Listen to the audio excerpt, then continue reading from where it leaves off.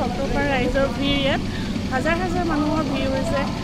বহুত ভাল লাগিছে এটা ধুনীয়া পৰিৱেশ ভক্তিমূলক পৰিৱেশ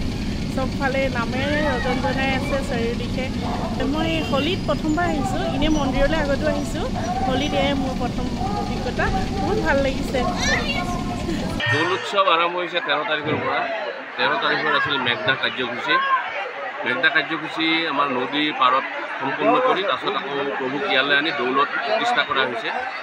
14, 15, 16 তাৰিখলৈকে 17 তাৰিখলৈকে দৌলত থাকিব 17 তাৰিখে বিয়লি 4 বজাত বা 3:30 বজাত দৌলৰ পৰা প্ৰভুক লৈ এটা মানে শোভাযাত্ৰা হ'ব দিহিং সত্ৰলৈ দিহিং সত্ৰৰ পৰা আকৌ আহি তেওঁক যিটো মূল মণিকূটত প্ৰতিষ্ঠা কৰা হ'ব আৰু ইয়াৰ লগত সংগতি ৰাখি বিভিন্ন নাম নাগাৰা নাম সাংস্কৃতিক অনুষ্ঠান আদি অনুষ্ঠিত হৈ আছে এতিয়া ভক্তগণক যিভাৱে সেৱা কৰিব লাগে এতিয়া আমি পৰিচালনা সমিতিৰ তৰফৰ পৰা যথেষ্ট আমি এই বিষয়ত চকু ৰাখিছোঁ কিন্তু তথাপিও যিহেতু তেওঁ এজন ভক্ত তেওঁ ইয়াতে কোনো ধৰণৰ সমালোচনা নকৰি কেনেকৈ তেওঁৰ সেৱা আগবঢ়াব পাৰে তেওঁ নিজেই এজন সেৱক হৈ তেওঁ অন্য যাত্ৰীসকলৰ লগতে সেৱাৰ মনোভাৱেৰে ইয়াতে থাকিব বুলি মই আশা কৰোঁ আজি কেইদিনীয়া কাৰ্যসূচী আজি হ'ল আমাৰ 4ৰ্থ দিন আজি 4ৰ্থ দিনত নাগাৰা গান চলি আছে আৰু বিয়লি যোৰহাট তিয়কৰ পৰা এটা ভাওনা দল আহিছে মুখা ভাওনা যিটো হয় মুখা ভাওনা ইয়াতে অনুষ্ঠিত হ'ব গধূলিলৈকে আমি ইতিমধ্যে যোৰহাটৰ পৰা আহিছোঁ ইয়াতে দৌল গোবিন্দত এইবাৰ প্ৰথম আহিছোঁ ইয়াৰ এটা অভিজ্ঞতা হৈছে যে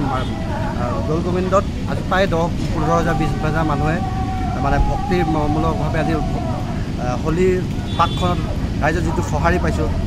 সমৃদ্ধিশালী হওক অসমৰ ৰাইজৰ সুখ শান্তি হওক ৰঙেৰে ইয়াকে আমি বাৰ্তা হিচাপে প্ৰেৰণ কৰিছোঁ কেনেকুৱা পালে আহি ভাল পালোঁ ইয়াৰ পৰিৱেশটো এক জাকতজিলিকা এটা পৰিৱেশ আতিথ্য আপ্যায়নটো ৰাইজৰ যিটো সঁহাৰি পালোঁ যথেষ্ট সুখী আৰু আগন্তুক বছৰতো ৰাইজে আহক বা সহযোগিতা লওক আমি এয়া কামনা কৰিছোঁ